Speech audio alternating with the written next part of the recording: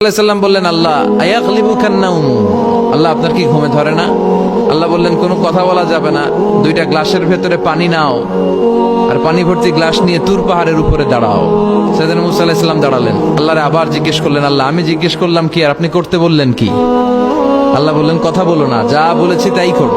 তো মুসা আলাইহিস সালাম কিছু বলতে পারে না, পানি নিয়ে দাঁড়িয়ে রইলেন। মুসা আলাইহিস সালামকে আল্লাহ বললেন, তুমি দাঁড়িয়ে থাকো আর ঘুম রে বললেন, ঘুম তুই মুসারে ধর। ঘুম যে এবার সাইয়েদনা মুসা আলাইহিস সালামকে ধরেছে। উনি ঘুমের ধাক্কায় আর থাকতে পারেন না, একবার ডানে যায় আর একবার বায়ে যায়। ঘুমের ধাক্কায় হঠাৎ করে কাত হয়ে পড়ে যায় আর গ্লাসগুলো মাটিতে পড়ে খান খান হয়ে ভেঙে যায়। আল্লাহ ডেকে বললেন, মুসা বেশি কিছু হেফাজতের তো দায়িত্ব দেই নাই, শুধু দুইটা গ্লাস হেফাজতের দায়িত্ব দিয়েছে। ঘুমের কারণে এগুলোর হেফাজত করতে পারো নাই, ভেঙে খান খান হয়ে গিয়েছে।